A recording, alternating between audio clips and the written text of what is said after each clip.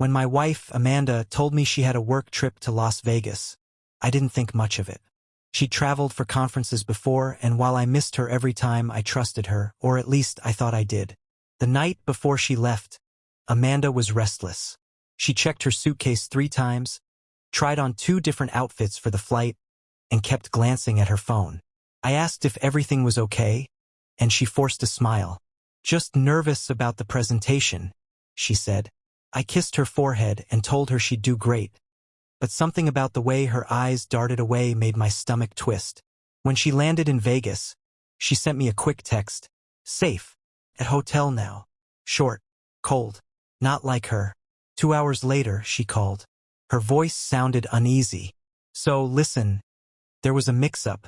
The hotel accidentally booked me in the same suite as my ex." I froze. "Your ex? What are you talking about?" Amanda rushed to explain. "It wasn't planned. The hotel says they're fully booked. I'll only have to share the suite for 1 night. It's awkward, but we're adults. Nothing's going to happen." I wanted to believe her. I really did. But what were the odds that, in a city filled with thousands of hotel rooms, she ended up sharing one with her ex? It sounded like the plot of a bad soap opera. Still, I swallowed my suspicion and told myself it was just bad luck. The next day, though, things got worse. Amanda's usual stream of texts and calls was suddenly dry. No good morning message. No update about the conference. When I called her, she answered quickly, almost irritated. "I'm busy. The Wi-Fi's bad. I'll talk to you later." That night I couldn't sleep. My mind ran wild with images of Amanda laughing with her ex in that suite, clinking glasses, reminiscing about old times. I tried to shake it off, but then it happened. Amanda posted a photo on her Instagram story, a group shot from the conference dinner. She must have uploaded it without thinking. She was sitting right next to her ex. He leaned in close, smiling, his hand suspiciously near her chair. She was glowing in the Vegas lights, her eyes lit in a way I hadn't seen in months. My heart sank. When I confronted her over the phone, Amanda insisted, "You're reading too much into it. The hotel thing was an accident. The dinner was random seating. You have to trust me." But the way she said it, hesitant, defensive, made me realize something I didn't want to admit. I no longer knew if my wife was lying to me or not.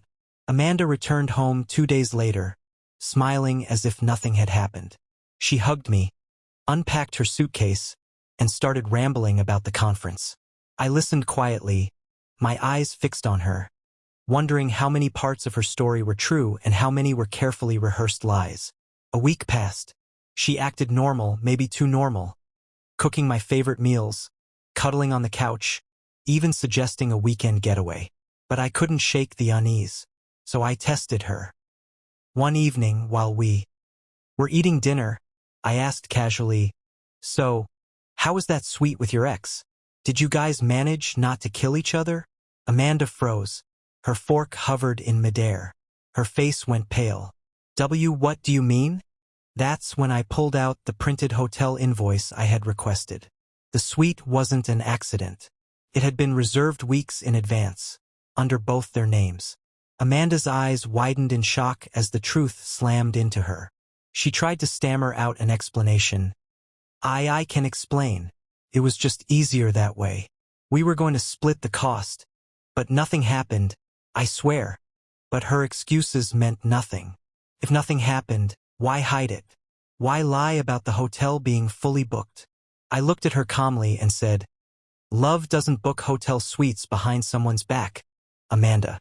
Her tears started to fall, but I felt nothing. No anger, no heartbreak, just emptiness. She had gambled with our marriage in the city of sin, and lost. The next morning, I packed her bags. Amanda begged me not to do this, begged me to give her another chance, to remember all the years we'd spent together. But all I could remember was the look on her face when I confronted her. The panic of someone caught, not the remorse of someone sorry. As she walked out the door, I realized something powerful. Sometimes betrayal doesn't come with dramatic confessions. Sometimes it comes wrapped in accidents, half-truths, and nervous smiles. But lies, no matter how small, always leave a trail. Amanda thought she was clever.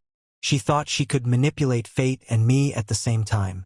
But in the end, the truth always finds its way out, just like it did in Vegas. And for me, the lesson was clear. Once trust is broken, it can never be the same again. That day, I didn't lose Amanda. She lost me,